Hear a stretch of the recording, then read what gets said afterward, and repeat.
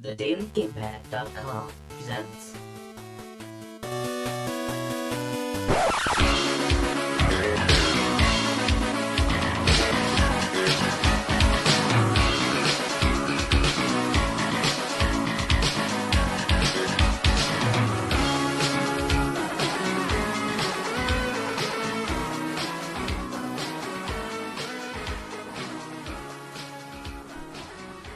Hello there, folks, and welcome to another episode of Retro for the Win. This week is episode 7. We've been in a large hiatus due to the fact that, we have some personal things we have to attend to. Super Dan. I've been trapped in hell for the past 3 months. Sorry. Like I said before, hell. And oh, he said hell, didn't he? I said college. Yeah. Same. That didn't quite go too Best well. things in life are free. It explains why university/college costs so much. That explains why most people's girlfriends or boyfriends cheat on them. Oh, but yeah. Either way, this show today we're gonna have a couple topics. Now everyone's probably gonna wonder, where's Viper 29? Well, with that being said, he didn't really want to be on the show, and we parted our ways, and we're still going to support him 100%, and make sure we're there for him for that type of endeavor. So, endeavor, and we're just going to try to keep it smooth going, nonetheless. But all right, a couple topics today are, of course, going to be Sidescrollers and ancient FPS'es, or in this case, classic Ancient FPS'es. FPS'es. You know what? If I want to wander around a maze and try to find keys, it's a classic. Oh, No, it's but anyway, ancient. if it was ancient, then I'd bring my grandma into this. But I'm not You going to never know, go your there. grandma might have been there when it was made. She's probably the one who invented the wheel too, but we won't go there either. You dropped yourself on all right. I dropped myself on my head on that one, I suppose. Alright, so first topic, of course, is going to be about side-scrollers. Now, this is to our listeners as well as us. Now, what is your favorite side-scroller between these two selections here, these two varieties? Both, of course, being from competing consoles at the time. Of course, everyone knows the whole entire Sega versus Nintendo thing, whose genitalia is bigger than the other. That's what it was always about with the console wars, always the beginning till now. It's all that is. It's just like, wars and everything else, who's bigger than the other. But, alright, these two characters are quite famous, though recently one kind of slow and steady wins the race, as they always say. Har, har, har. But, Sonic versus Mario.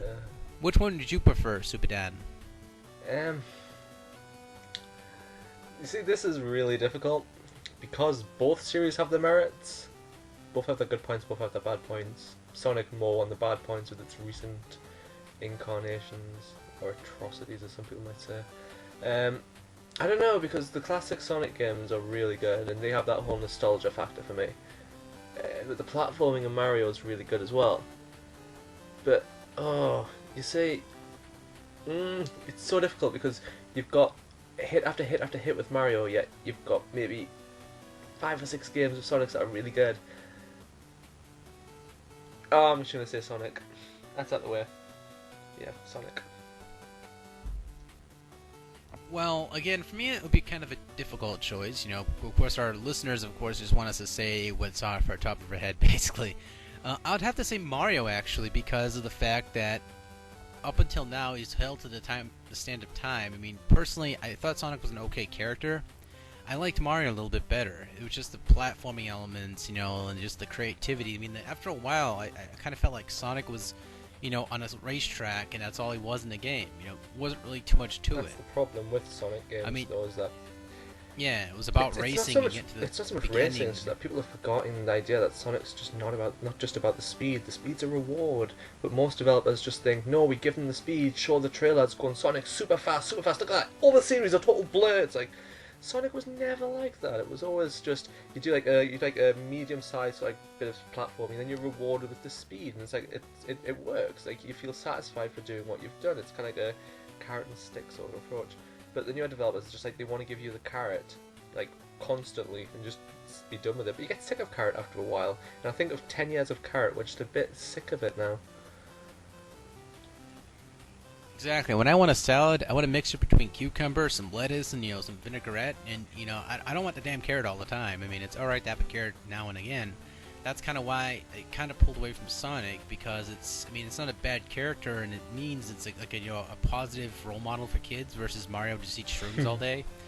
But even though a lot of people argue that no, he's a fine role model. I mean, he's eating shrooms, he's tripping balls. He's in full-time employment. He has a family.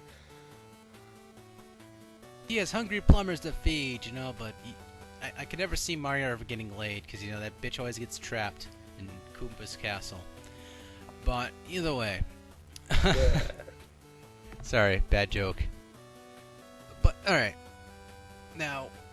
With that out of the way, I want to, of course, hear this from you guys down in the questions down below. There's a couple questions here for you guys, of course, this week.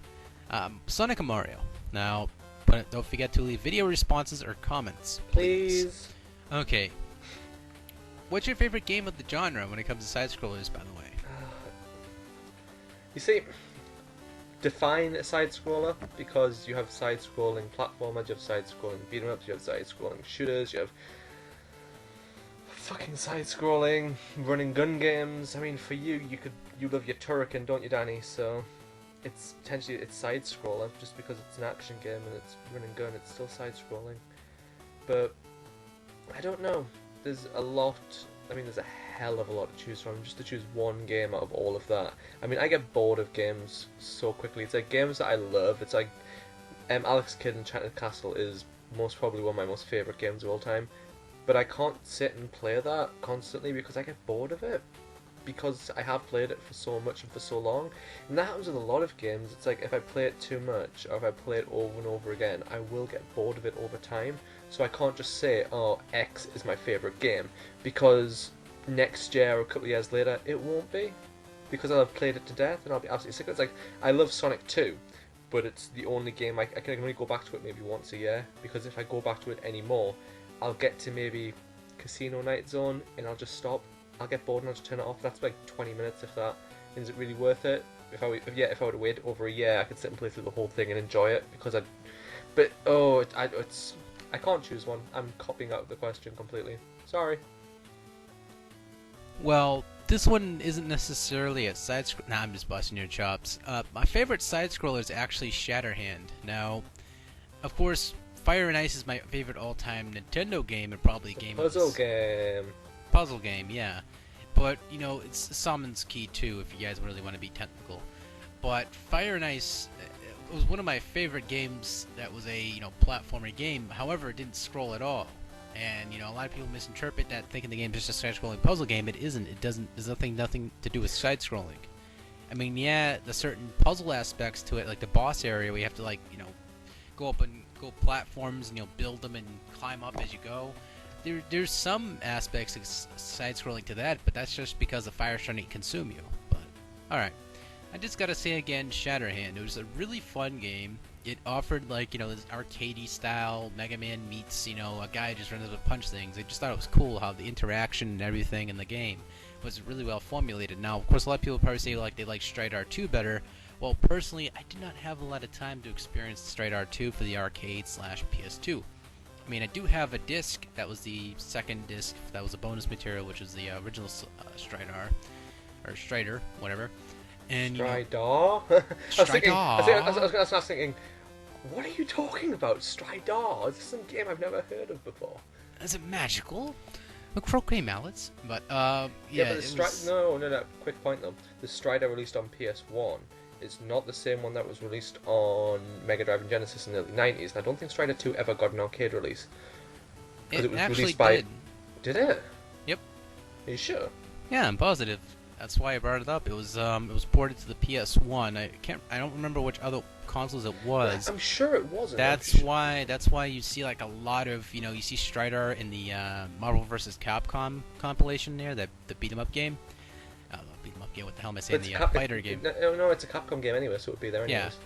Yeah. That's why you see that sprite in the game, because it was an arcade game originally. That's why they moved that sprite into there. Because on that collection that you're talking about, It was a Strider 1 and 2 collection, and they redid the graphics for both games. No, Strider 2, which was the PS1 one. Strider! Whatever. It's my accent. No, it's not. You have Sue to me. accent. But yeah, it was a really. Are we going off topic here or what? No, we can go off topic. It's fine. ADHD moment. All right, fantastic. But you know, with every game, of course, that is pretty awesome. You know, a lot of people would argue that Strider 2 is probably the best of the genre for side-scrollers, and you know, I would say to right to a point. I'd also say that, you know, Do Re Mi for the Super Nintendo was an amazing side-scroller, as well as, you know, Super Mario World and, you know, all these other games. But that isn't my opinion to say that, well, I think those are great, but they ain't going to be on my top list. I prefer something that's abstract versus, you know, the generic, it's amazing kind of thing. It drives me crazy to no extent that people This is say, why I copped out of the question, because people expect you to say, Yeah. like, things, and I'm not going to say it. yeah, they expect to say Metroid or Castlevania Yeah. Symphony of the Night. I mean, Or those again, those are Bionic awesome Commando games in or themselves. Yeah, it's like I want to say something that, you know, I feel was a truly unique and stylish and great game, just was not publicity enough, or just had a really crappy cart. When people say generic or side-scrolling console game is generic, they of course say a couple games are, which I kind of disagreed. PUBG. Now, when what could possibly go wrong, asshole? Anyway, I was reinforcing the generic point. I just did Bubsy. Almost down to a T. That's pretty scary. It really What could possibly go wrong? Do do do do. Anyway, do do do do do do do do do. Anyway, 3, 2, 1. All right, I'm leaving that 3, 2, 1 in, by the way. bitch. All right, a lot of generic games that people say that, you know, knockoffs or carbon copies. I kind of disagree. Now, yes, these games did have some elements and some aspects and some sprites that kind of like Mega Man, but were not. I mean, they did their own thing and they did it well, as far as I'm concerned. Was the Krillin Conquest. Now, a lot of people to this date, like, you know, this crap on the game, saying it was hard. It didn't make any sense. It wasn't a really good game. It wasn't, you know, one of those type of games that you could say that, you know, it copied something and it didn't do it very well. I disagree with all that because I actually felt like the game was solid. Yeah, it had Mega Man wearing Wizard's outfit, and the cover, the box art looked like something that came out of a Fantasy Metal album or something, but, you know, well, just about every other NES game did, but I ain't gonna go there. It's another time of day. Oh, Fabio. Oh, Fabio was a fantastic cover art. I'd do that man any day. Game moment there, I guess. You can quote me on that, I guess. I don't fucking know. Anyway, you know, Krillin Conquest. This game, of course, you know, everyone just about knows it who, you know, digs and researches all these little clone games. And to this day, I stand behind the game by saying it isn't a bad game. I actually felt it was a good one. One that really deserved, had a really lot of depth. Like, it's the levels, you had to, like, figure out ways to get past certain spots and everything. It was interesting how you combined the powers and used them. You had a little charge aspect where you had to charge up the power and use it. Like, it was all timing. It was an interesting game, nonetheless. Definitely worth checking out if you haven't already. It's a little bit expensive now. It's pushing up there in value. But, alright. Next game here. It did not come over in the UK. Neither did this next one. The Conquest of the Crystal Palace. Now, this does in fact use a couple sprite elements from Mega Man. Just I'd reinforce that fact. Yeah, sadly people from the UK did not get that. Oh, come on. As well as manners. No, I'm just kidding. How am I supposed to talk when you don't let me? Fine, fair enough. But I don't want to talk about Conquest of the Crystal Palace because I've never played it before, because it didn't come out here. That's a fair no. Alright. I threw you off. No, my ADHD kicks in. I know. Alright. It always does. I go to the bathroom and I forget what I'm doing. I'm like, oh, stand up. Oh, wait a minute. No, I'm supposed to stand up. We're Sit about down. to talk about Conquest of the Crystal Palace. Conquest of the Crystal Palace. It does use a couple palettes or a couple sprites from the said, of course, Mega Man game. There is a couple hints of that being in this game. However, there isn't really nothing that's remarkably the same as Mega Man, other than a few obvious item swaps. But every game has that adventures aspect to it. Look at the Adventures of Fantastic Dizzy. I mean, we're gonna turn around and say that's a copy of Mega Man, or are we just gonna say it's a fantastic game? You know, it was a fantastic. It was a fantastic game. It was really well developed. Like, Codemasters did a really good job. But other than that, you know, Conquest of Crystal Palace, it's a sad thing. You know, it's one of those sad things that the UK did not get a hold of this game, because if they did, I mean, if they had like PR and everything behind it, pushing it for the UK shores, I think it'd be a lot of fans globally for this game, at least. It wouldn't have made a difference in the UK. NES sales were in the UK. If it came out of Master System, however, priced at like $9.99, like most of the other Master System games were, then yeah, it probably would have done quite well. I mean, the game, of course, is based off, you know, this Chinese lore. So I totally went off the topic there with saying Japanese. I can go for some steak right about now. It's alright. Well, the game was probably developed in Japan anyways. It was just based around Chinese mythos, which like they do with Dynasty Warriors. Myth lore. Yeah, it was based off lore. Because you could tell by the those little tigers and everything. Yeah, the tigers. These. Well, I've seen of it. It looks very Chinesey, so. Yeah, very Chinese. I mean, like, all the little cute things about this game are nice. Like, say for instance, you like stand in, like, you walk up to a girl you walk up to this little girl or this young woman or something. I can't tell. I'm probably 17 years old, but I know all the pervert standards of Japan. Lolicon. It was one of those type of games that, you know, had a little charm to it. Like, you'd walk up to this girl, she's a shop, and if you stay there for a while, she gives you the news randomly, or of course you purchase the news from her. And it gives these little news breaks. I think it's really cute because she kind of sits behind this little telephone or this news like reporter desk and everything. It's just the sprites are full and bright and they're really colorful. Like when they showed like the full sprites in the game. It's like really a remarkable looking game. It's a shame that not a lot of people know about it. How much would this one set people back? Yeah, set people back about $7 or $8, depending on what kind of copy you want. If you want just a cart, $5 maybe. $10 if you want the game complete. But, alright. Now, we all know about games that are cinematically based, that are always about, you know, the movie-based games, right? Oh. Let's don't get us started, yeah. But, there's a good and there's a bad side to every single rainbow, though. Because, well, that just made entirely no sense, did it? It really made no sense at all. The Okay, rainbow has let's colours. It's like every cloud has a silver lining.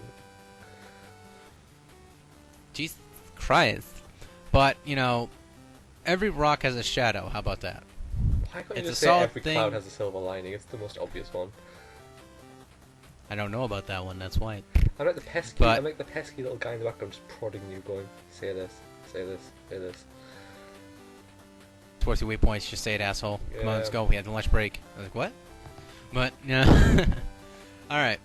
Now, most of these side-scrolling games back in the day were actually movie-based games as well. Everyone remembers, you know, these games that are almost unmentionable. There's a couple games I'm not going to mention on this list because of the fact that it's really different because both games have a different aspect to them. Now, Friday the 13th, of course, had this little, you know, third-person view perspective to it, and Nightmare on Elm Street had this whole entire side-scrolling aspect to it. Now, a lot of people thought the games were shit. I think the games However, are shit. Well, he does. And a lot of people, however, thought the games were not that bad, and they're actually somewhat enjoyable. Now, that's why the reason we're not going to leave them on the list. Well, they were published, and of course, published by IGN, so you got to forgive the game somehow. And they're just like kind of like hit a bastard when they didn't want to be born in this world. But either way, both those games are not going to add on the list because those are like the blatantest, obvious games. You know, not a lot of people mention them way too much, and it gets kind of annoying to hear about them. So we're just not going to totally put them on the list I think at all. some of the games are honestly like that. Yeah, but you know, just so we didn't want to add too many of the obvious ones on They're here. just horrible. Some of these games are just, oh my god. These are sort of games that if you wanted to send a donor card to have like a fakey reproduction of a game made, you would send one of those games. If it wasn't a sport game. They're just a waste of a cartridge, some of these games. Ugh. Sometimes we wish we could send our family in there, but you know, if we do that, Get a fake, end up coming fake back. family back. Yeah, at least we get a brand new family. Nah, I'm just kidding. I love my family. It'll be a pirate But- family, like, arr. Arr, motherfucker. Anyway, Polly! arr. So here's some of the bad games. No. Anyway, here's some of the bad games that we listed here. Now, me and Super Dan sat down for a little while here and compiled this list of bad games and good games. Of course, the bad games list is pretty large. Now, these are movie-based as well as, TV series-based due to the fact that it added more depth to the list and it added more variety. than normal. I have an idea for something that listeners can do. If we've missed any off the list, like any really particular ones, leave them in a comment at the bottom. That'd be great. Cheers. And we'll give you donuts and beer but when you come stepping by. I'm But, not. alright. I'm not promising that. I have no money. Me neither. It'll be donuts and beer. How about that? You don't eat beer. It's a. We can. It just won't be pretty You awkward don't. because we splashing everywhere. Nom nom nom. All right. So here's the list. Number one game here is Dirty Harry for the Nintendo Entertainment System. Not a lot of people even knew that it was a game, Dirty Harry, for the Nintendo Entertainment System. It was released a little bit later on for the licensing purposes. Now, this game was not very good at all. I mean, a lot of people try to find good out of these bad games, but this game I couldn't find anything really I was enjoying. It was just kind of bland. That's what really drew me off from the game. I mean, there's a lot of games out there people personally feel like they are bland just because they just want to say it's bland, but this game is just bland. I mean, control-wise, path-wise, everything-wise, just really a bland game. A lot of people think it's a collector's item and think it's enjoyable. Whatever, I'm not gonna spoil your tea by pissing in it, I suppose. But all right, next game is I'd like Cool to point out World. that didn't come out in this country.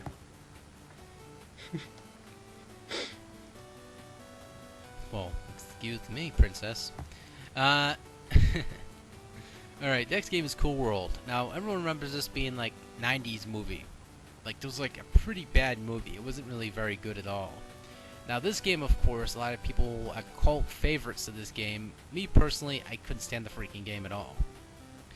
The movie was not really that great at all either to me, so it was like, I couldn't find myself enjoying this game. It was just, you didn't know what the hell you were doing. So people go, the game's bad because you know what the hell you were doing. Well, because the game didn't really point itself out to you at all. I mean, giving you an objective would probably be nice too, but trying to figure it out on your own, I mean, come on, people. Well, that's adventure games. Well, at least adventure games had a decent storyline that you can actually follow and somewhat enjoy. Let's just say Teen Agent. Well, not really. That game was kind of mediocre at best, but we won't get into that again. That one didn't All come right. out here either. I'll load it for free, though. Probably. Over there. Well, yeah. Well, of course you can download any game for free. Don't know why you would Yeah, want to. This is the bad list. You wouldn't want to download it though. Very true. The next game, of course, I mean, the Sega Genesis version of this was actually not that bad, but the NES version, however, it was because it wasn't really that enjoyable. I'm not going to get totally into why these games are totally bad. I'm not going to give you every little spec and detail, so if you want to critique me about it after, whatever, I'm not going to care. So, alright, the NES copy of this is Dick Tracy. Now, the Genesis version was not that bad either. I mean, it did combine that whole entire rail shooter aspect to it when you shoot people across the street. That was it was cool. a pretty fun. Yeah, the Genesis one was like pretty cool. It had like these interesting aspects. The NES version, Not so much. not so much. Yes. The NES version of Indiana Jones: The Temple of Doom. Now, a lot of people probably gonna be like, "How come we didn't put the Indiana Jones for Super Nintendo on the bad list?" Then, But it's a good game. It was actually an enjoyable game that was based off almost the same engine, practically, of that of the Star Wars or the Super Star Wars. Which are good games. Exactly, straightforward and fun, and you can actually enjoy the games and throw your controller across the room at the same time. That's enjoyable. But this game, of course, it was just like that in the Atari games as well. It's like, oh my god, what? Some of these licensing games I'm not going to get into too much again, but Indiana Jones Temple of Doom was not a very good NES game. No. Next game, of course, it's licensed off a TV show that was I quite popular. loved this TV show when I was younger as well. I used to watch it every night, and to find out that there was a game, though the game wasn't released over here, to find out there was a game and play it on emulator. Yeah, I know, emulator, whatever. I couldn't import at the time. Oh my god. Ugh. God, go ahead, Danny.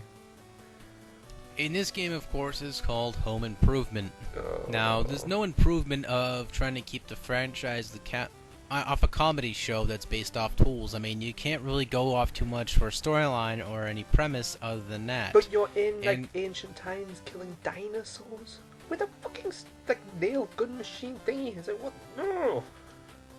Exactly. I mean, it was really. I mean, they were trying to be creative with the game, you know, and trying to license it because you know the series is popular, so that's why they released all this crap. The controls were so stiff. They were so stiff. They made a porno star like want to take a break. But even though they take Viagra and steroids, go them. But anyway, Back to the Future 1 through 3 for the NES. I mean, the Super Back to the Future that was on the Super Nintendo was a Japanese-only release. That one was fantastic. But these three were not that good at all. The first one was, oh my god, I ain't getting into that one. It's just the controls were so broken, I wanted to punch a llama in the face. The second one, which wasn't really good either. And the third one, which was the whole, you know, Marty McFly and everyone's in the Wild West, blah, blah, blah. You know, it was, again, it was not really that great. I mean, the movies were fantastic. Part 3, you know, people don't really consider it that great at all. I actually enjoyed that one. But with this, I could not like it very much. The games were trash. They were trash. I mean, the movies were really great. You know, the ride at Universal Studios, when I went there, that was a great ride. It was fun. I mean, even though it was really short, but it was nice CGI and effects and everything. It was enjoyable. And anyway, it wasn't really great. Now, this next one, of course, is Now, the reason this came to mind because the more recent Will Smith's son being in this movie is just more recently coming out.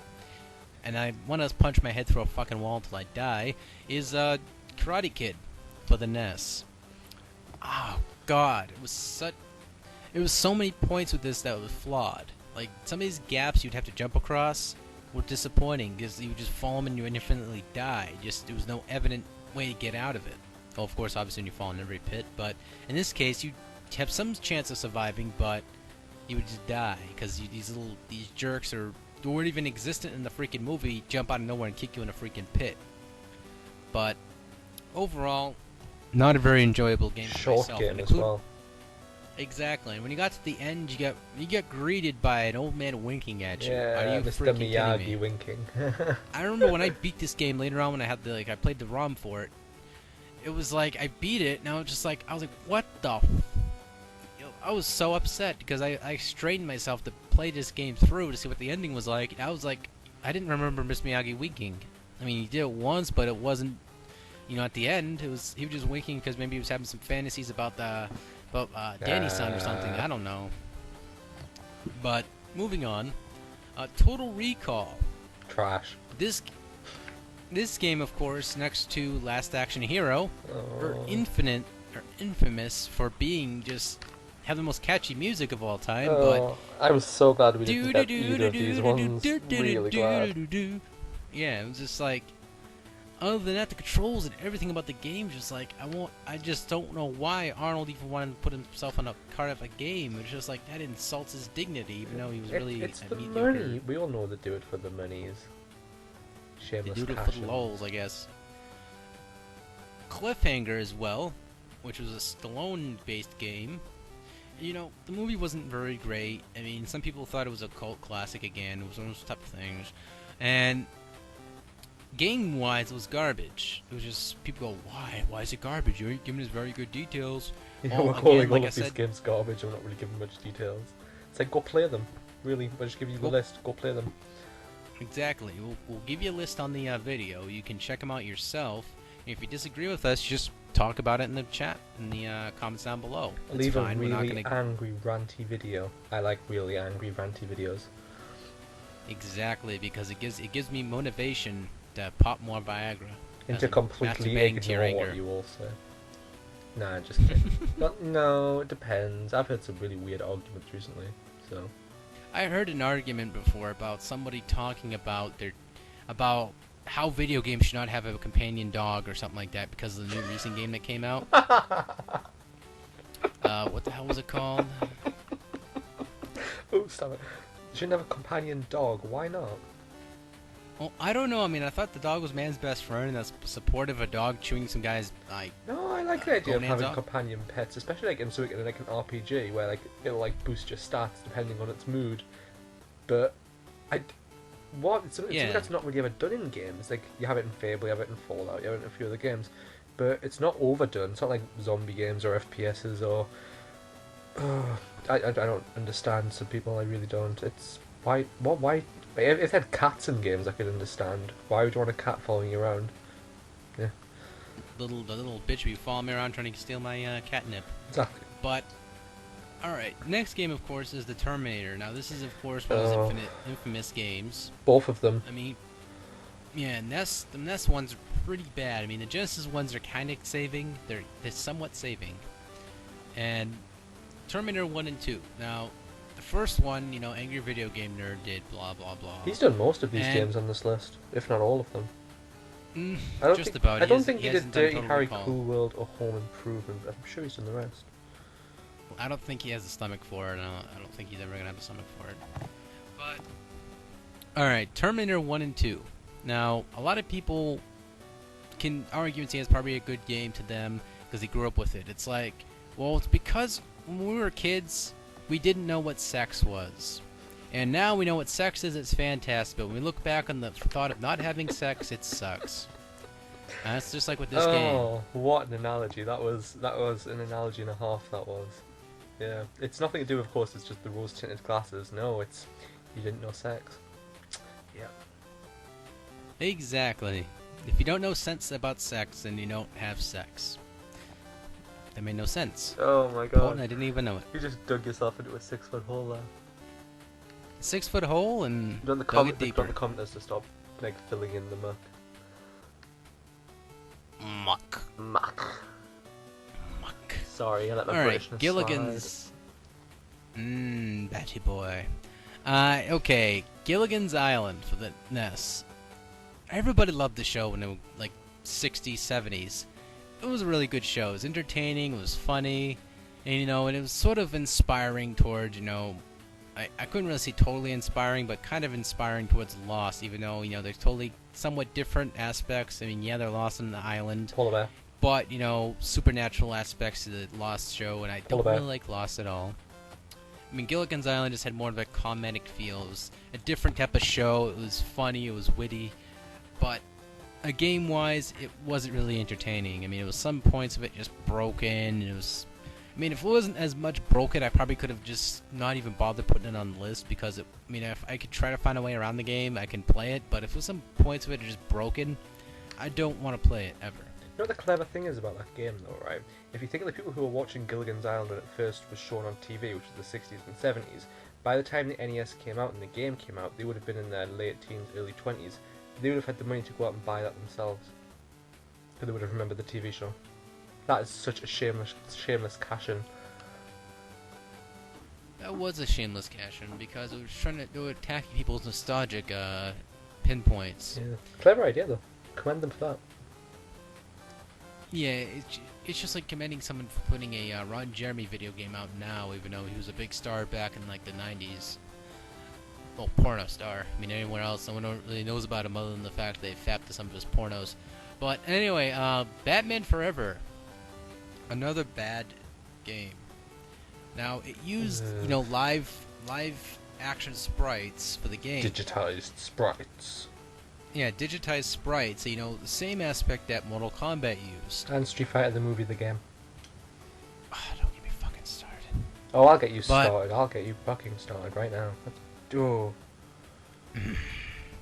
But Batman Forever basically had a lot of had a bad chemical romance with itself. It wasn't really playable or enjoyable. A lot of people speedrun it, but it wasn't because Tools assisted it. But it wasn't really enjoyable for me. Alright, the next game, of course, everybody grew up with this series. Yay. Everybody in the 93 loved the series because it kind of beat Captain Planet out, which I was kind of upset about that at first, but then I kind of liked Power Rangers a lot. Wait a minute. Captain Planet should be on this list as well. I never really played the Captain Planet game, that's the problem. I did. I've got it. It's not very good. Tanuki KGA would agree. It's not a very good game. But again, it's partial shooter as well. But again, it's a side-scrolling shooter, so... But anyway, go proceed. Captain Planet, he's our hero. Got beat by Power Rangers, oh oh. Anyway. Yeah, Power Rangers. The movie. Power Rangers the movie. Now, every kid hearing about this movie coming out as a kid were all ecstatic. Oh, They were like, it was like the newest Star Wars movie coming out towards everybody. Everyone was like, "Oh my God, this movie's coming out! Mommy, we gotta pay $7 to watch the fucking movie." And you're like, "Watch your mouth! You can watch the movie, just don't swear anymore, Timmy."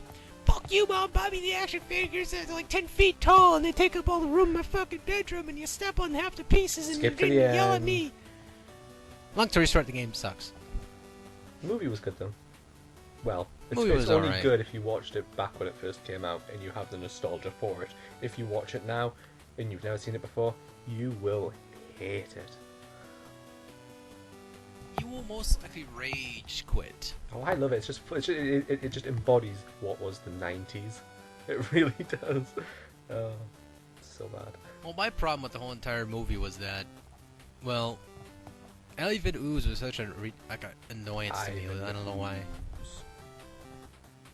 I mean, for fuck's sake, the Power Rangers cannot act worth a shit. They were all about the flashy effects and everything. You know, everyone knows this. The Power Rangers, the people who act in that damn show, did not know how to freaking act. Well, obviously, They were have stunt any of them been specialists. in anything else since? Really?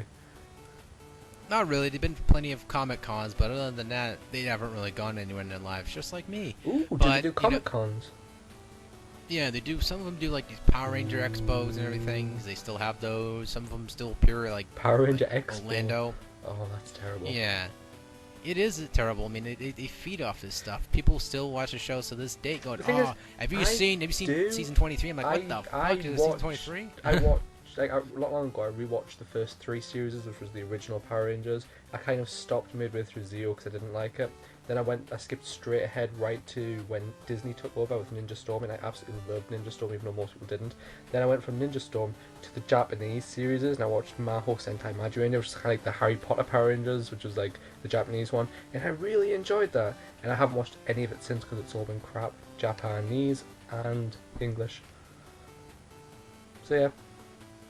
But Power Rangers back in the day was amazing. I mean, I can remember there's like a bakery chain that's up in the north. It's all country now, but it was just in the north when I was younger. And they used to do these cupcakes, and they used to have little Power Rangers rings on them with different Power Rangers on them, and we used to collect them. That was fun. But funny enough, you still can't buy. The only place you can buy the actual seasons from on DVD is Germany, of all places. Which is weird. Like the original series, because like, you can buy the newer ones like on DVD anywhere, but the older ones you can only buy from Germany. Which, yeah, I'm sad. I've been looking into it. Yeah. Go übervendro, and of course Toby's gonna hear this and slam me across the wall a couple times. He probably will. Then again, Power Rangers the game for Mega Drive wasn't very good either. It was a one-on-one fighting game with extremely stiff controls and AI that was way too hard. But I enjoyed it because I have nostalgia for it, so it's not on the bad list. Oh, I'm terrible. You go, girlfriend. We're so contradicting. It really, really are. Ooh. We are. Oh, Power Rangers the movie, the game was terrible as well because the first 2 levels of the game was the movie. It was like you fought one level with like the crow, bad guy, ooze monsters. Then like second level you fought ooze. And then all of a sudden like it went to a cutscene. It was like, do you remember back then? And then the whole rest of the game is like a flashback back to the TV show, and the rest of the levels are like that. The rest of the levels are just like normal TV show ones. So you're pretty much playing through, not the movie. Like the first 2 levels of the movie, the rest of the game is just the TV show again. And you're like, why am I doing this? Exactly. He's at rage quitting life and life's ever and Yeah. We missed a game off the list. And we shouldn't have missed this game because it is terrible. Ghostbusters on NES. oh, you touch my foot, I can't believe we missed that off the list. Oh, we did, but because it was so bad, we just didn't want to think about it. Yeah, but I I mean mean, the recent Ghostbuster games are okay. I mean, the Genesis one is okay. the Genesis one was Japanese great, and the Japanese HAL one for Ghostbusters 2 was really good as well. But the rest of them were just... Oh my god, how could they go so wrong? Yeah, it wasn't really good. It wasn't really good a marriage process between the consumer and the game. Let's put it that way. I mean, if you look at the new Ghostbusters game, like, all you're pretty much doing is going and blasting things, which is really fun. And you compare it to what was released on NES, it's like, did they actually watch the movies, or were they just given the cliff notes? Exactly, because you would never really know unless, cause apart from all the branding, like on all the theme tune, like all the Ghostbusters logos everywhere, you would never know that it was Ghostbusters by just playing it. There's so much like not in common with it, apart from the traps as well. But if you, I don't even want to talk about them. I really don't. Can we take a short break, please, before we return for the good? All right, folks, we'll take a break for the short. That is that of the short of the break. And when we come right back, we will rub our testicles against the wall. Well, not really. Be right back.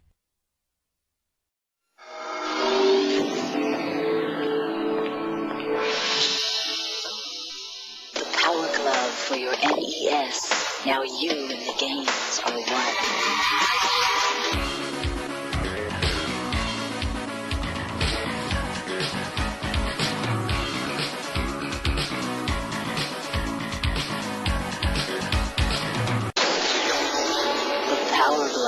Everything else is child's play. Alright, and we're back. Remember, guys, Guile goes everything. Oh yes, especially with the mayonnaise and a nice sandwich. Lush. Mm. But yes, the Power Glove does in fact go with Guile, and so does this good list of Guile-based games. These aren't Guile-based games. Go Guiles in every one of these games. That's why Well, it's you good. could. It must be a meme. Proceed. Alright, so we're going to kind of speed through this list. We're not going to go, again, we're going to try to cut back as much as possible because we are running short on time. So, sadly. Yeah. Some of the good games, of course, mentionable are, of course, the Sega Genesis version of RoboCop. Of course, the arcade version as well as a few other versions. RoboCop vs. Terminator as well. Yep, that's what I would mention. Very good ports, very good games. Now, Star Wars series, got a nice star treatment. I mean, some of them are on the fence, of course, being somewhat not good at all. Like the, of course, Nintendo one, not a lot of people like. I personally have not truly played the Nintendo ones. The Namco one. The JVC one, yeah. Not a lot of people really enjoyed it, but, all the other ones, like the Super Star Wars games, are pretty damn good. One thing I'm surprised about with the Super Star Wars games, because with the Indiana Jones games, they compiled all 3 movies into one game. With the Star Wars games, each movie got its own separate game. Yeah, they wanted to try to make more money off Star Wars, I suppose. Hmm. It was sort of an older branch, and they wanted to try to make capitalize more money off the series, and they just, I wonder figured out a why. way. Only I bet fans you would they know. released them just as like a special edition, like digitally remastered version of Star Wars was coming out. Bet you. I'm kind of sure it was, because I'm sure I had the videos actually that came out in the early 90s when the Star Wars was digitally remastered. So I can remember the advert for it was, get them now before they're gone. And as I said, when they're gone, it was it showed you the Millennium Falcon doing its hyperspace jump thingy. It was like, gone. Yeah, I remember that commercial. It was quite interesting. It was just, that whole entire VHS tape crap. But, alright. The Super Nintendo Indiana Jones actually makes it on our good list. Now, it was based off the same engine as Super Star Wars, and it was regrettably not that bad of a game. A lot of people thought, oh, the beginning part was bullshit, that's why this game sucks. It's just like people saying that games suck because they're too hard, like Ghouls and Ghosts, but we won't go there. We already went there. Off air, we went there. I went there, I packed a lunch, and I sat down next to the person, had the lunch next to him, and then I walked over and I teabagged him on the nose. Yep. But, tip on the nose. Tip right on the nose. I was there. I saw it. I was there. A croquet mallet in his hand, too. He was playing some croquet. Yeah. But, alright. It's an inside joke that will never release. Alright. Never. We're never going to release it. Although some people already know it, which we'll have to silence them if they release it. It's like our secret bush recipe of beans. If anyone finds out what recipe of our beans are, we have to shoot them in the face. All right, the next game, of course, is a nice selective recipe and good spices to it, and it's of course the Aladdin game, or Disney's Aladdin game for the Sega Genesis. No, we weren't talking about the Aladdin cart from the Nintendo people.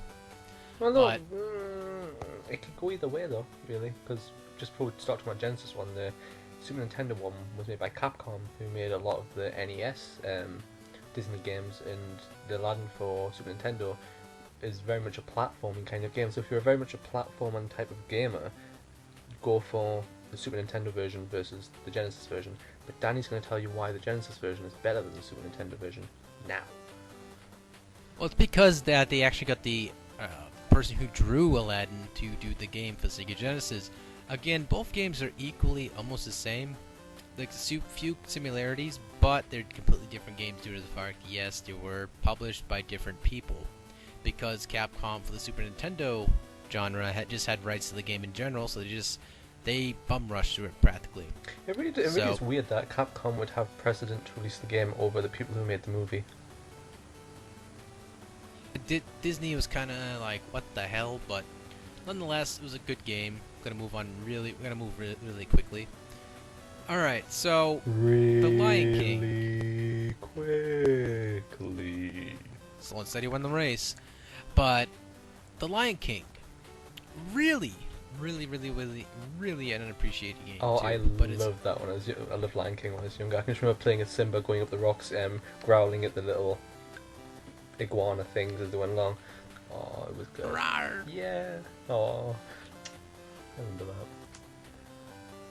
Then after that, the Gao theme played when Simba's father died. But all right, Toy Story was used some really nice sprites, nice really palette. It was a pretty solid game. It had nice nice modes to it and everything. Oh, you're going too quickly. Toy Story was a bland, washed-out game. Was only saved by the fact it had absolutely amazing platforming for the time. It should have been released on PS1. Sorry. Toy Story 2 was later on. Toy Story 2 was platformer. Yeah, but Toy Story 2 was a 3D platformer. Toy Story 1 was a 2D platformer. Anyway, it was a pretty good game. It was. To me. And to me. Mickey Mania Oh, was, of course, hand-drawn very, masterpiece. Very good game. Very pretty game. Oh man, just this. As hell though. Oh my god, it makes most of the Mega Man games look easy, but it was a nice you know game. for a fact it's quality when the first level opens up and it's black and white Steamboat Willie, and you're playing Mickey Mouse in color in a black and white level, all hand drawn, all in the same style of the era. The style changes level to level, going through the different phases of Disney. It's just wow, it's such a history lesson of Disney in the whole game. Yeah, it was a nice touch. It was everything was, nostalgic. It was a great game for those who love Mickey Mouse games. I mean, I like a lot of Mickey games, but, I'm not going to like every single one of them. But this game, of course, does make it on the list for some of my favorite games in the Mickey Mouse genre. Alright, next one, of course, is the duck who gets underappreciated in some cases, is Donald Duck and Quackshot. I mean, it has interesting aspects of platforming. It had, this sort of exploration to the game where you can backtrack, you have to go back in different places and visit places once you get one object. Sort of had that interesting aspect of being a Metroid kind of game, even though it really wasn't. I mean, you did get power-ups, get additional new abilities per area you visited, and it made it into this whole entire adventure game, which kind of made it fun. That's what really saved it, was that, it had this interesting platform. Some people think it was bland and boring, but quite frankly, it had nice elements to it as well. It was a nice, refreshing game. Next to the Mickey Mouse game, that was the Castle of Illusion, which also I would recommend on this list. The Sega CD version of Terminator, however, a lot of people did not like the Terminator games coming out, except for, of course, the arcade title, which was that rail shooter, which is pretty fun. This game, of course, is the Sega CD copy. It has very nice presentation. It does have a lot of scenes from the actual movie. I mean, above all else, it was a nice game. Hard game. It was hard, but it was a good game. It was, of course, very expensive, but it's a good game if you can find it really cheap. Let's put it that way. Alien 3, very, very, very open, very pretty game. Just depending what the console is and how the hardware is, you can see these sprites and elements to it. It was sort of hide and seek kind of game. You gotta find all the people and rescue them before aliens don't kill you and everything. It was a very nice platforming game. Very challenging too to test yourself if you want to time the game. But last game of the list, Terminator for the Sega Genesis. Again, it was a nice game. I mean, quite frankly, it wasn't the best game out of the Terminator series games. But it wasn't by far the worst. Yeah, it was a much more bigger improvement of the Nintendo games. Yep.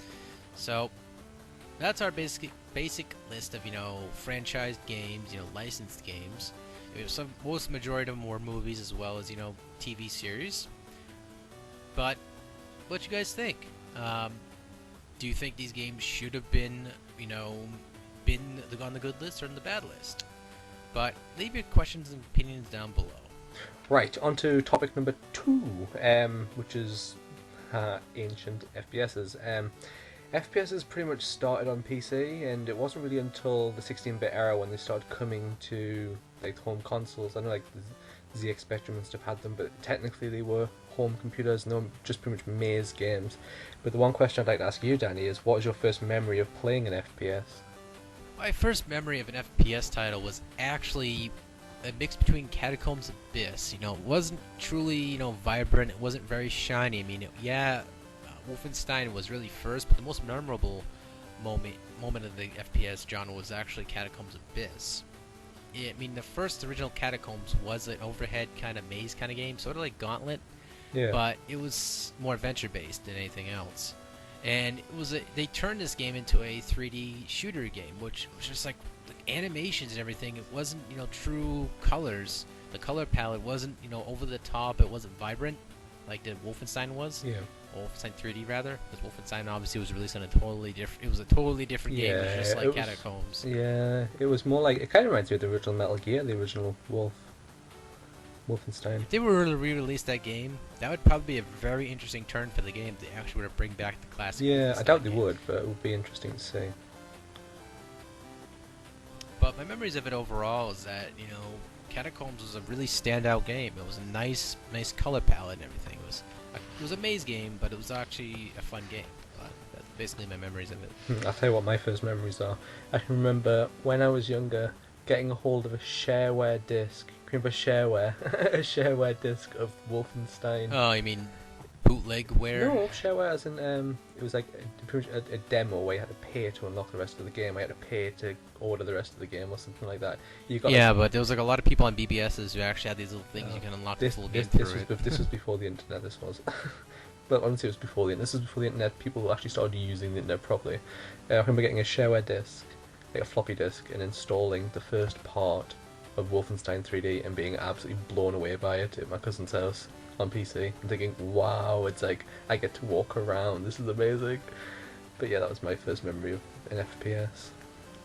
Right, next question. Right, we all know that when people think of classic FPSs, the first thing people think of generally is Doom, and for good reason. At the time, it was the ultimate FPS. It had kind of texturing and enemies level design. It kept people entertained. There was variety in the levels, variety in the weapons. Big fucking gun. But what I want to know is, what is the blah blah blah blah? In your opinion, what is the definitive version of Doom, Danny? Well, the PC, straight up. It was the PC version that really made my bread and butter. It was the first platform that it was, released on. However, I could have felt that, a lot of people said that the 32X version was great. People could have said that the Super Nintendo was great. All these different Sega Saturn, etc. Sega Saturn version's trash. Its frame rate's about 5 to 10 frames per second. Granted, the whole game's there, the music's there, it controls okay, but the frame rate is really, really, really low. For a CD-based system, a CD-based game on a 32-bit system, it's just terrible. My definitive version of Doom is probably just the same. I agree. It's probably it would be the PC version, but with the high res texture packs on it, just to make it look a bit less strenuous on the eye. I'm not a graphics whore or anything, but if there is a possibility of improving what's already there, then why not take it? You know what I mean? It's like if you can got two versions of a game, one on CD, one on cartridge, one is CD based rocky soundtrack, and the other one's just got chip tunes. Granted, you might want the chiptunes or you might want the rocky soundtrack, depends on your preference. If something can be improved, then why not? So yes. Next point. Ooh. Do you prefer story-driven or exploration-based FPSs? I want to kind of explain this point because it's trying to explain a story-driven FPS is kind of like FPSs today, where like you'll have a cutscene, like an explanation as to what you're supposed to do, where you're supposed to go, how you're supposed to do it, then what you're supposed to do, then you go do it, and it's done. Like kind of like Halo, Resistance, like all the newer FPSs. But then you look at games like Doom, where you're not really told much of anything. You're just pretty much exploring. Like the levels are just a huge maze, and you're just exploring everywhere, just looking for things and stuff like that. So which sort of like gameplay do you prefer? Because personally for me, I actually like the story-driven FPSs, because the best part of a game for me is the story. And if the story like, interacts well with the gameplay in such a way with the FPS that it actually interferes with what's going on, I like that. Like if you get told to go somewhere but something happens so you can't do that, I like that because it's not expected, because the game hasn't told you it's going to happen. But as opposed to exploration based, where you have to be in that kind of mood just to sit down and just, I don't say grind, it's just you have to be in the mood to kind of just randomly look around. I don't know, what's your opinion, Danny? Well, for me, quite frankly, I prefer a game that, I mean, it depends on what it is, the game itself. If it does what it does well, I think it's good for what it is. Exploration-based FPS is like Wolfenstein that more recently came out. That's more of like an open base, where, you know, it has a little bit of a storyline, not very good, but it has an open base where, you know, it sort of brings back the whole entire genre of how Wolfenstein kind of was. But it also brings it back to that Return to Castle Wolfenstein feel as well, which had that Castle Wolfenstein had a Return to Castle Wolfenstein rather had a really good storyline to it. It was like a nice game. It had like this supernatural crap going on, you know. And you have Doom, which was this corridor maze-like game. I mean, a lot of people who make these games back in the day didn't really think of too much of a, you know, making it about a storyline. I mean, they did do it like between transitions of like before you're fighting a boss, before you're entering a chapter, or ending a chapter fully. You know, that's when they explained the storyline to you. So Doom did kind of have a storyline to it. It was just like one long-ass paragraph you had to read. Of course, some people probably skipped it and didn't know what the fuck Doom was even about, but we won't get into that too much. Halo, however, you know, a lot of people say, oh, he's gonna pick Halo. He's gonna pick Halo. I didn't think Halo was over-the-top amazing versus Doom to me. I loved Doom because it was just fun. It wasn't trying to be too hard, and what it was trying to be, it was just trying to be a game that you had your balls to the walls and you were trying to kill this massive exodus of freaking hell-spawn demon are trying to kill you, and you happen to be on Mars. Very abstract, a weird storyline, but it was actually kind of made worked. So was no one really offended. It wasn't really anyone trying to be over the top. It was just trying to be a game that you had to survive. Halo, it was trying to be like a Call of Duty in outer space meets Doom. Because you look at Doom and you look at like Halo, you can tell the comparison of armor, green and green, but again, people go, oh, you can't compare that because all Space Marines are green. Ha, ha, ha. Pick your nose, go eat a cheese sandwich, you little asshole. But anyway, that's the thing for me. It's just like, these people argue the fact that, you know, Halo didn't copy anything off anybody. That's necessarily true to a point, other than the fact that fucking Master Chief looks just like the guy from freaking Doom, the armor and everything, even Doom 3 for fuck's sake. But we won't get into that. We won't. You just did. did. Go there. I did. You really but just did. I didn't think Halo was over the top or amazing for me. It was a okay game. I thought Halo 3 was alright, but it wasn't really that great versus the nostalgic version, how I felt nostalgically against the older game. So people go, well, we're kids now that play these games, that's going to be nostalgic for them then, or in the future, so I guess that really adds up to it, doesn't it? I guess it does. I guess it does. Oh, look, I just thought just like you did, so that makes me a e-cookie man. That made no damn sense. No, it didn't. Just like your theories. What about if we change story-driven versus exploration-based to objective-based versus exploration-based, where you're given objectives to do and you must fulfill them to finish the level, as opposed to the exploration-based where you have to go from point A to point B, but you're not told what you have to do to get to point B. But like with objective-based, you'll be given a list of objectives you have to do before you can finish that level, as opposed to exploration-based where you're just expected to, pretty much in a maze style, get from one point A to point B. Well, you can look at both aspects of the spectrum here. Running through a maze after a while, you're going to get bored. That's really preference. Same thing with objective. If you have to blow up a damn building like 500 times or different themes to each level, that's going to get boring too. For me, I don't really care if I have to go through a maze. I think it's more challenging if they make the mazes more larger and more larger and more larger. I think personally it adds variety to being, just a small ass maze you go through and complete the level that quickly. With, obviously objective-based ones too, as long as they keep it interesting, it's fine for me. So I mean, it's either way. I can go just about either way as long as it's actually presented well. I think we've pretty much answered that, haven't we? Yeah. Next point is, I'll do a really posh voice. Early console-based FPSs had choppy frame rates and required some extra processing chips to make it playable. Should developers have waited for the technology to improve instead of rushing out slow and sluggish games? Well, examples like Hexen for the Sega Saturn. Hexen's... That game was kind of sluggish. See, I don't mind Hexen versus Doom. Hexen's not too bad. I was thinking more along the lines of Zero Tolerance on Sega Genesis, or the fact that Doom on Super Nintendo has the FX chip in it. Yeah, I personally felt like, most of these games that got rushed for consoles, they shouldn't have been like that. Like, for examples, like you said, Doom for the 32X, it was cut back a lot. There was really nothing you can do about that, because obviously they're trying their best to try to port it over. Because music is like a gigantic thing for the cart to even handle. Because like music alone in any game is almost the size of the game, depending on the quality. They rushed Doom to try and get it out in time for Christmas, for the Christmas sales. That's why it doesn't have music, yeah. and that's why it's missing a lot of the levels. However, too, they just, again, I don't think 32X could have handled everything as well, because those cards aren't that big. I don't know. If you play Metalhead, that's got fully rendered 3D polygons in an environment, plus actual voice, like has dialogue in the game. That's on a cartridge, so I don't see how you... How long was the game, though? I don't know. But, I mean, it's just chip tunes. In all seriousness, it wouldn't have took up a huge amount of space.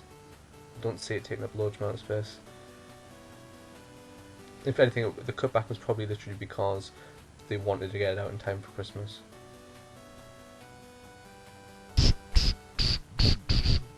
Yeah.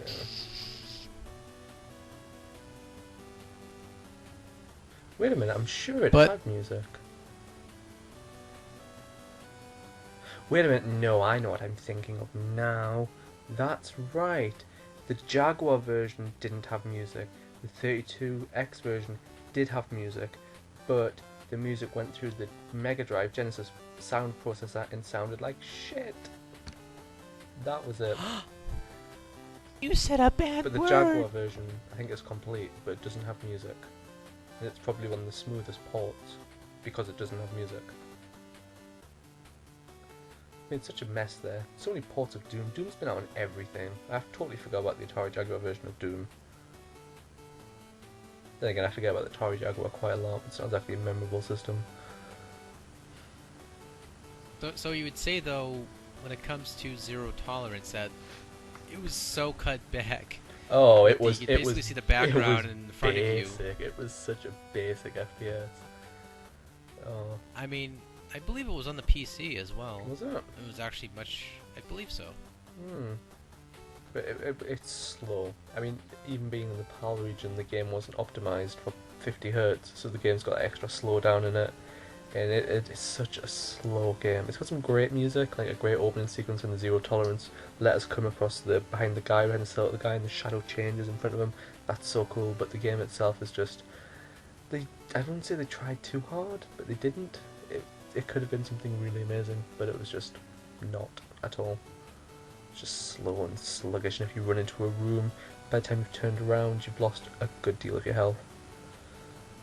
So, bleh. Next point. Enough of that. FPS'es have evolved far past Wolfenstein 3D in such a short time. What has been the biggest change in the genre, in your opinion? The biggest change is obviously the graphics. And this is a sad thing about most FPS games that make the games bland and crappy. They focus way too much on the presentation of the graphics. I mean, yeah, you're supposed to be in this whole entire first-person perspective. You're supposed to be presented with this, this environment that's vibrant and interesting and, dark or mysterious or bright or cheerful, or whatever it may be. They try to do this, and it's just the main aspect of the game. It's supposed to be a theme, a setting where you're supposed to be shooting at. I can understand all this, but I think that's what changed the game genre so much, because Wolfenstein 3D was a gorgeous looking game when it came on the PC. It was gorgeous. I mean, today it still looks pretty good. You look at it, you look at most games, you go, oh, it looks pretty good. You just walk around corridors, you can actually see the walls from a distance. It was like, there's no shadowing and everything that blocked. There's no ceiling, there's no floor. True. I mean, there's most people who modded the game and added those. Yeah, but as soon as you add those, it looks really closed in. It's probably best that it doesn't have those. I mean, didn't Spear of Destiny add a ceiling? Oh, the expansion pack. I'm not. Oh, the standalone game. Was it? It was a standalone game. I thought it was an expansion. I'm not sure. I haven't played it before. They might have done. It would have made sense for them to add it later on. Yeah, they did. I think it was like a couple years after. It was a good game. Well, I'm going to say the biggest change has been the inclusion of multiplayer. As soon as you let people into this world together to wreak havoc and kill each other, it just opens it up to a whole new level. I mean, if you'd have Xbox Live without FPS'es online, there really wouldn't be a huge lot left. Most gamers that play online, that play against each other, it's FPS'es. Like all mainstream gamers, it's always it's Modern Warfare, Modern Warfare 2, Halo, and all of that. I mean, can you think of many other games that you'd play competitively online like that? I mean, there's online tournaments. Is there still the Unreal tournament? Tournaments, the championships for that still, where people in Europe go crazy killing each other and stuff. And I think multiplayer for me. I mean, what was the first multiplayer FPS? Because I'm thinking GoldenEye, but it can't be GoldenEye. That was 97. Quake. Yeah, it would have been Quake. Quake was when it really pushed that envelope. Yeah. It was really pushed that way. I mean, obviously Quake 3, changed it a little bit. Then Unreal Tournament kind of said, we could do it better, and they just kind of did it their own way. Then so forth and so forth. It decided it was all about competitive nature. But the weird thing is in the beginning it was a single player experience only. Then multiplayer was introduced as an extra onto that. But then straight away, it seems that the multiplayer part is now more popular than the single player part. And there's still games that are an immense single player experience, like BioShock. But when you've got games like Modern Warfare 2, where their main campaign is 5 hours long, but they promise you can have hundreds of hours on the multiplayer, it's is it still justifiable as a price? Because in 2006, 2007, was it Shadowrun that came out that was a multiplayer only game and that completely flopped? Because people weren't ready to pay full whack for a multiplayer game, yet people are doing it. People are prepared to pay for that now. It just shows how quickly this sort of genre is evolving and what people value in terms of the genre. It's people used to value a good hearty single player storyline, but more than anything now people just want to play with their friends and kill each other. And actually I find that so interesting how one genre can change so quickly over such a short period of time. It isn't much of the players being competitive, it's just the people who develop the games are so damn competitive. They try to do things that are somewhat altered or different for the series of games. Yeah. Oh well. Leading on from that question, if you could take one element from an older FPS and insert it into a newer FPS, what would it be? I'll definitely say bring back the maze corridors. That would be, people might think it shouldn't. the weird thing is that would probably be good for multiplayer. Don't want to say it, but it would be good for multiplayer, having corridor maze type levels where you have to actually stalk down the other player like prey. Not like the. What is it? Alien vs Predator kind of does that in the multiplayer, but let's face it, Alien vs Predator is kind of bland. Yeah, I mean the BioShock levels. Sorry, The fanboys. BioShock 2 multiplayer is kind of like that. A lot of the levels are kind of big, massive mazes where you have to find the people first, then kill them. Which I really like that, because in that case it's the combat, because like if you got like a Halo's like a big, massive, like open shooter for the most part. A lot of the levels are based around loads of people killing loads of people all at once, like this big epic battle. But I prefer the one-on-one encounter. Like in Bioshock, like you would very rarely be with more than one person when you're fighting somebody else, because you have to find them first, you have to stalk them down, and I like that because it makes it more personal, the actual attack, and you don't feel pressurized. You're just doing it at your own pace. But I agree with the mazes. Probably the mazes would be the one thing I would put into a new FPS. I'd bring it back. There's just not enough exploration in today's FPSs. I mean, they've always got the option where you can, yes, you can go and explore if you want to, but you won't get anything for it. I mean, like back in the old days, you had to explore. You need a blue key. Where is the blue key? Let's go find it. Spend 20 minutes go trying to find it. It's the exploration aspect. With this one, it'd be like, try and find the glass vial, then a little waypoint marker, a little pier telling you like, you have 1.2 kilometers to get to the glass vial, and you just follow it. It's madness how easy the gamers have it these days. And I'd like to go back to the whole explore, go find it. I mean, even Bioshock, you're encouraged to explore, but the objective is always the arrow at the top of the screen telling you which direction you should be going in to get to the next objective. But yeah. Do you have any more opinions on that? Really? No, really, my mind is really closed about it now. I mean, it was, quite frankly, you know, a lot of FPSs, they've seen their changes and they've seen their evolutions. Some good, some bad, some that some people just get addicted to, and on other hands, some, of course, that introduced new aspects like third-person shooting as well. Which, of course, games like, what was it? There was a game that came out, I can't remember what it was. This is some homework for you YouTubers. It was released around 94, 95, and it was for the PC. It was like a third-person style shooter which introduced this to everything. Also, Duke Nukem kind of did this as well, but I mean, some people say, oh, Gears of War invented it. No, it didn't. It was just a person from Epic Mega Games. You saw they played Resident Evil 4. He said, that looks like a good idea. Let's make it a little bit more faster. And he just made his own little. No, I'm just joking. That isn't true. But it sounds true. You know, it sounds almost true. It sounds like he's playing some Nintendo, and he's let's do it like this, and he just made it faster, a little bit fun, and you know, published it, and everyone was all balls and walls about it. And Gears of War 2 came out, and then yeah, we won't get into that though. Silence. Claps. But closing out, guys. Got a hidden gem for you guys, we're which not we usually do finished. every. Don't do that. Still 2 questions left. 2 points. Yeah. Oh, I have to cut all this out now. Right. Anyway. Next point. Next point. Not the last point. The next point. Second last point. If you could change any game into an FPS, what would it be and why? I honestly can't think which game I could turn into an FPS and actually it would work. It would have to be something that was a side-scroller. Then you could turn it into an FPS, so like the environments went from 2D to 3D. But that would take so much. I mean, like when Metroid went from 2D to 3D, it was really good in terms of like progression for the series. But I honestly don't know what could make a good transition from 2D to 3D. Mega Man. Yeah, we've seen the mod, the Mega Man mod. They're coming out with it. That really looks like it'll work. That'd be a mad multiplayer shooter online. I'd love to see a single. I'd be all over it. I'd love to see a single player exploration.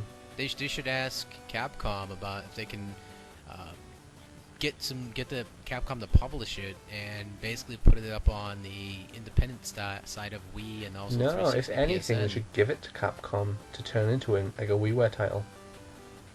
That'd be, oh my god, that'd be so fun. Because you can use the Wiimote to move around, just aim your blaster and everything. Oh, that'd be cool. Yeah. Use the Wiimote to actually do interactions with the moves and everything, make it challenging.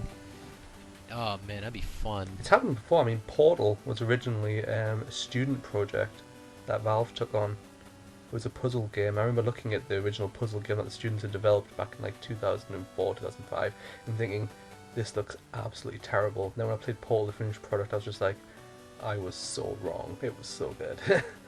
and it could be so good if Capcom puts their magic on it. Plus, like the indie developers, they could make something absolutely amazing. And like they've tried 3D Mega Man in the past, but an actual FPS, manic FPS. Ooh, it could be good. You are 100% right about that. It could turn into a really fun game. I mean, taking all your favorite robot masters and just running around and killing each other. And, Yeah. Ridiculous. It'd be like fast. Smash Brothers in 3D. Smash Brothers could work as well.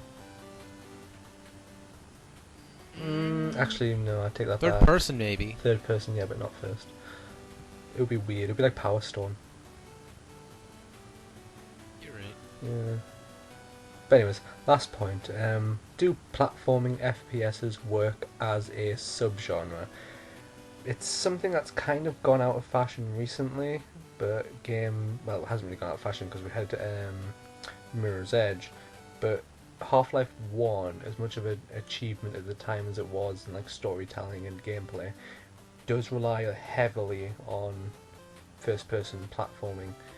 Does it work? Really, does it really work? Because in my opinion, that's the one part of like Half-Life I can't stand. It's the one bit that's like aged really like badly, because in my opinion, when I look forward and I jump, I would never do that. I would look down and jump so I could see where I was jumping, but I would still be able to flick up and down at the same time. My head and my legs aren't connected. It's like in most games, when you move the person's head, their body moves in the same direction as if it's all attached. Like there's no pivoting movement there, and in reality that wouldn't happen. So I don't think platforming FPSs really work, and that's why, in my opinion, Mirror's Edge didn't get as much acclaim as it should have. Mirror's Edge probably would have been a lot better as a 2D platformer, or as a third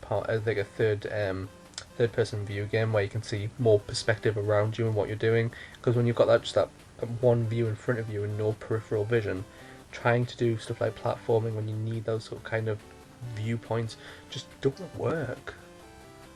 What do you think, Danny? What do you think?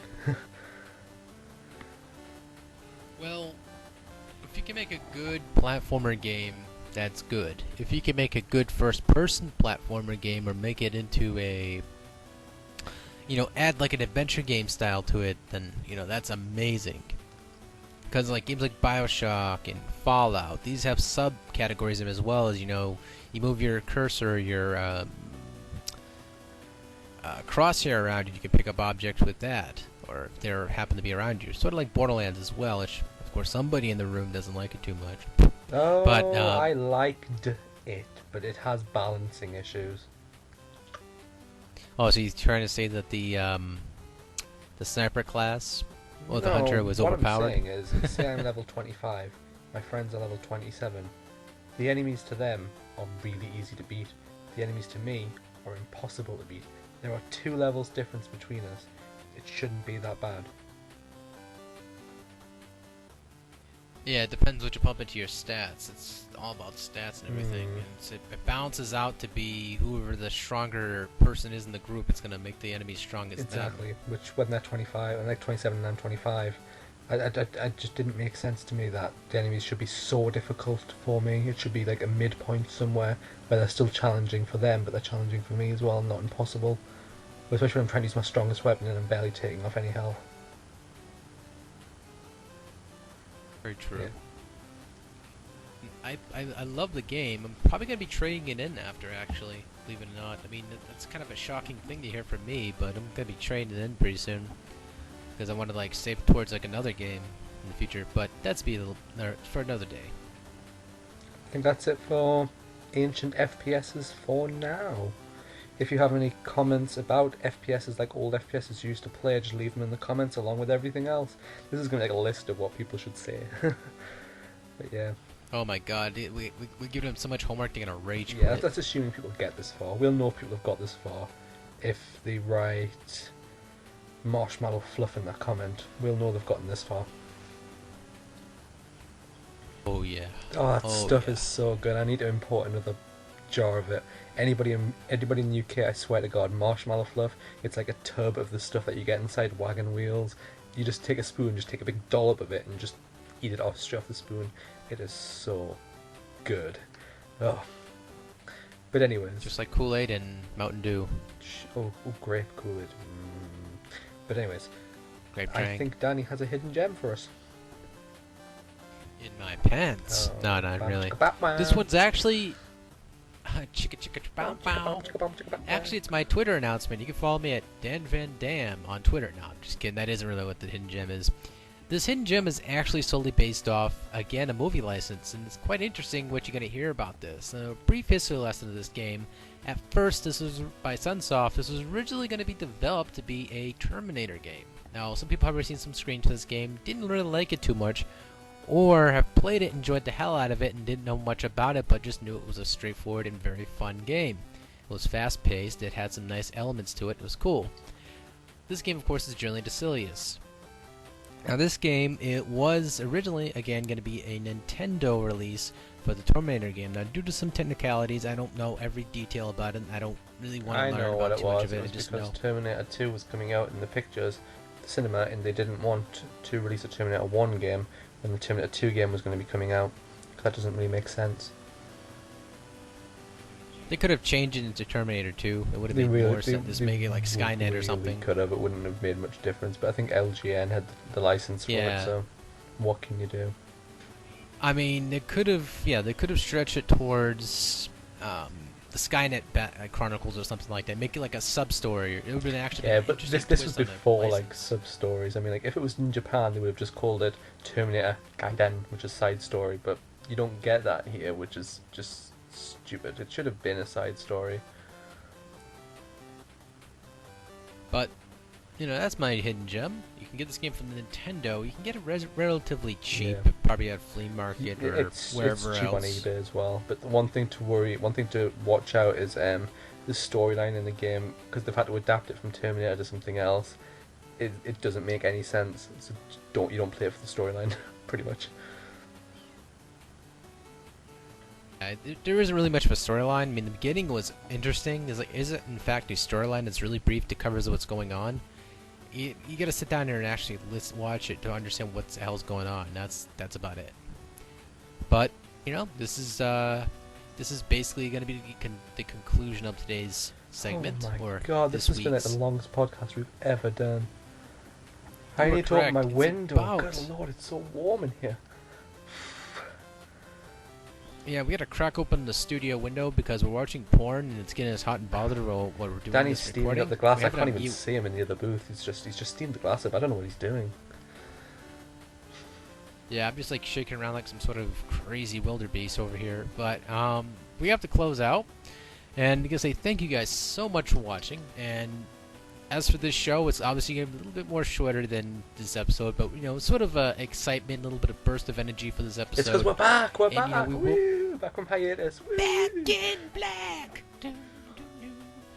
Had absolutely no relevance to the AC/DC at all. That no beat no. rhythm 'cause I'm YouTube white. will ban us for that. That is correct. YouTube is very nitpick. So we love you guys though, please. We love you a long time. But we love you a long time, me so honey. But anyway, Oh, I just hit my head. that wasn't the back of your bed that you hit. Oh no. Anyway, No. Anyway, we will be having guests on here. We will be having everything else, and so of course, if Viper29 wants to be on the show, appear on here, he's more than welcome.